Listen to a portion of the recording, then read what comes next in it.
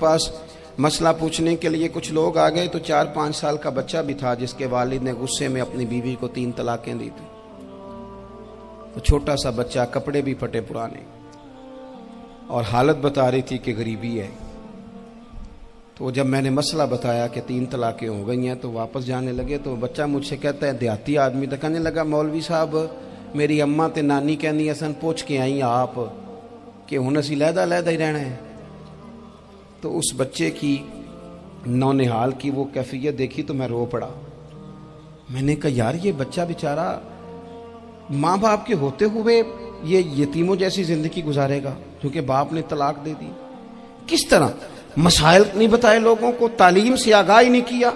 और इसमें बहुत बड़ा जुल्म है उन लोगों का भी जो जनाजे पे खड़े होके तो कह देते हैं, मेरी तरह के लोग अच्छे उलमा की बात नहीं करता, वो कह देते हैं देखो जिन लोगों को जनाजा नहीं आता, भई आपने किस दिन इशा के बाद क्लास लगाई थी जनाजा सिखाने की? ये तो आपने कह दिया लोगों को कुरान जी ठीक नहीं आता। तो यहाँ तो बेचारी बीबियां जिनको सही पढ़ना नहीं आता वो मिशन बना लेती हैं कि मैंने इतने 100 को कुरान पाक पढ़ाना है, बेवा हो गई हूँ, तलाक याफ्ता हो गई हूँ, सारी जिंदगी कुरान पढ़ाऊंगी। हम क्यों ये मिशन नहीं बनाते, क्यों इस तरफ सफर नहीं करते? एक तो दीनी मालूमात में, दीनी उलूम में अपने आप को लगाएं और ज़ौक़ पैदा करें कि जो चीज़ें मुझे नहीं आती मैंने वो सीखनी है, जो मामलात मुझे नहीं आते मैंने उनकी तरफ सफ़र करना है। एक तो अपना ये मिजाज बनाएं। और जब आप दीनी उलूम सीखते हैं तो पता है कौन सा मंजर कायम होता है? मंजर वो बनता है कि हज़रत अबू हुरैरा भी दीन सीखा करते थे, हज़रत अब्दुल्ला इब्न उमर भी असहाबे सुफ़ा में रहा करते थे, हज़रत अनस बिन मालिक भी रहा करते थे। और ऐसा मंजर बनता है कि हज़रत सैयदा खतीजतुल कुबरा रज़ी अल्लाह तआला अन्हा फरमाती हैं, सैयदा फातिमा हुजूर की गोद में बैठी होती थी और नबी पाक से बातें पूछती थी और हुजूर उन्हें बता रहे होते थे। सैयदा आयशा हुजूर से दीन की बातें पूछती।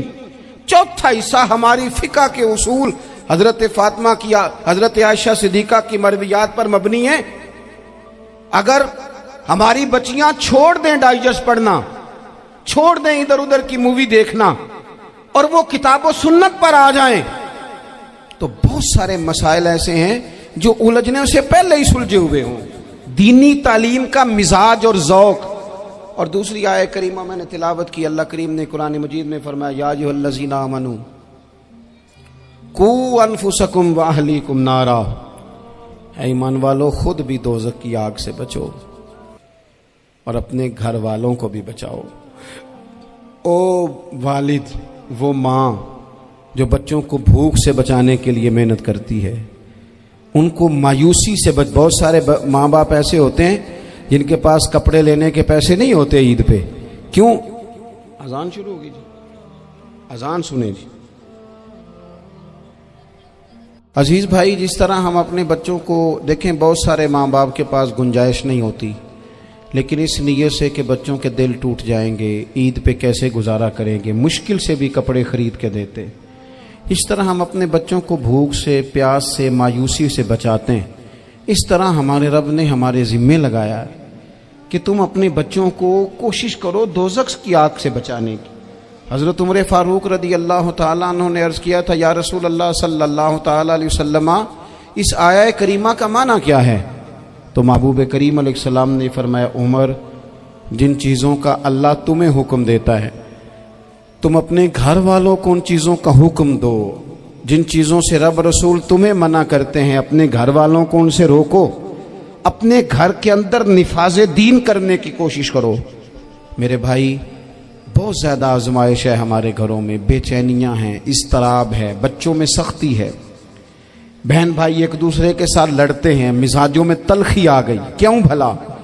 इसलिए कि माँ बाप को जो बेहतरीन किरदार और जो हसीन तरीका घर में अपनाना चाहिए था, बच्चे तकरीर बाहर से सुनते हैं लेकिन वो फॉलो अपने माँ बाप को करते हैं।